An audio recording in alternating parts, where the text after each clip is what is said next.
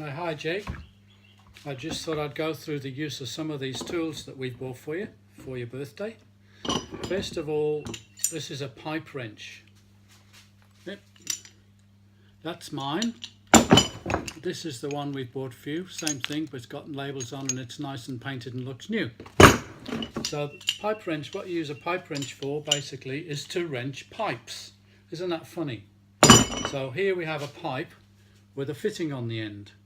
Now that fitting we want to get off, we have to hold the pipe so you can get it off. Now it's very tight. You can put this in a vise or something similar, and you get your pipe wrench, you adjust it so that it grips the pipe.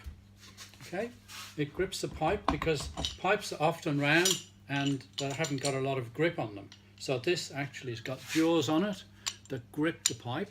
So we've got on the pipe, and we can, and as you move this in one direction, it actually grips the pipe harder.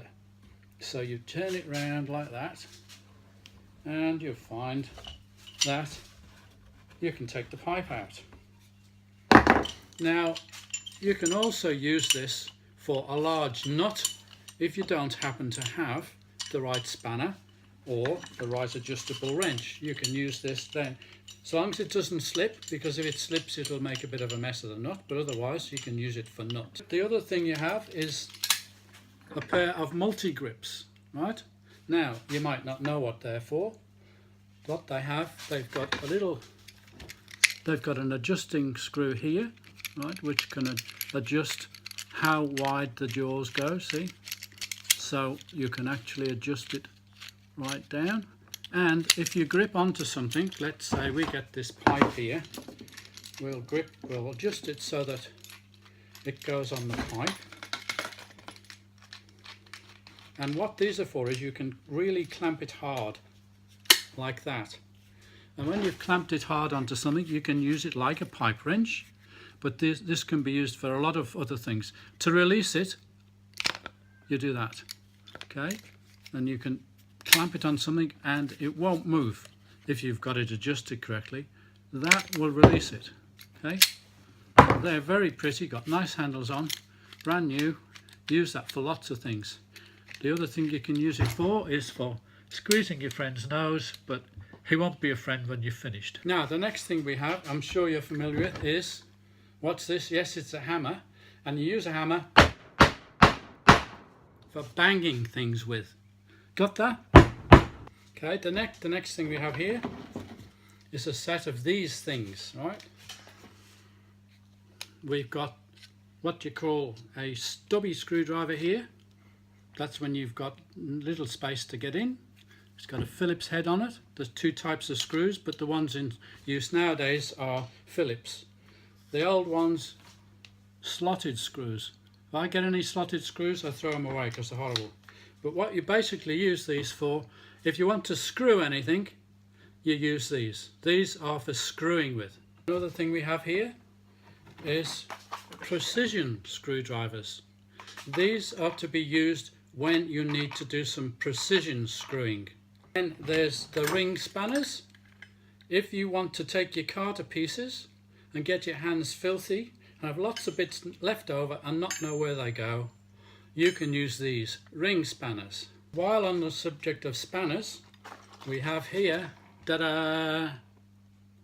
If you want to pretend you're a plumber, or you want to save your mum and Nicole money fixing taps, well, you can use these. I'll show you how to change the washer in a tap.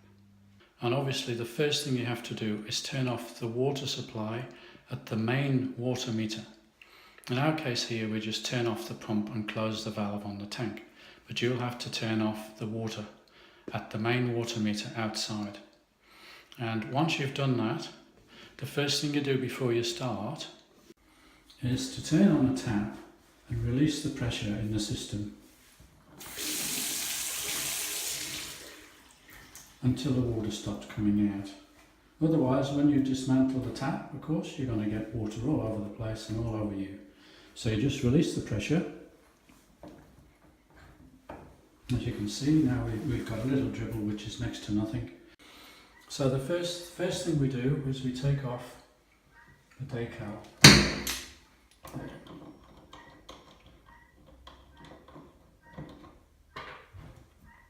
Lift that off.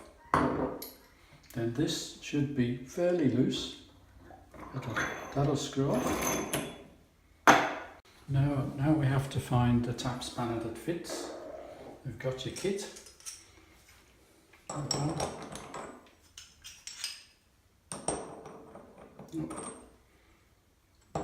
One fits.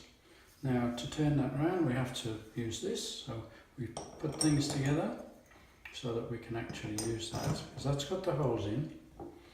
Then we get a screwdriver and we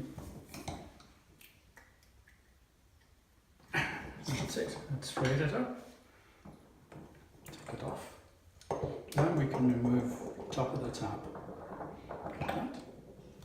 And inside there is the washer. So you get a new washer, put it in there, and just reverse what you've just done. Put it all back together again. Make sure it's nice and tight.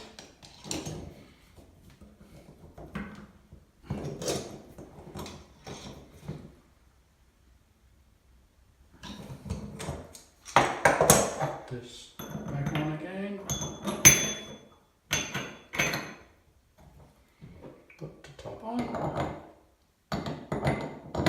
Screw the decal back in.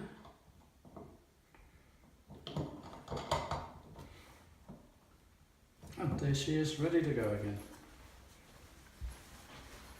The other thing you have to remember when you're getting washers, they usually have a blue washer or jumper valves. Some people call them jumper valves, but they're colloquially known as washers, and a red one for hot water.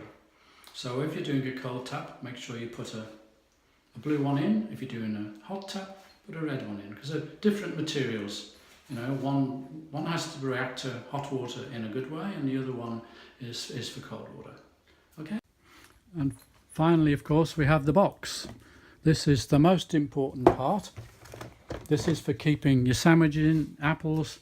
Here you can put some fruit and nut and a few biscuits maybe, and a few other things in there while you're working.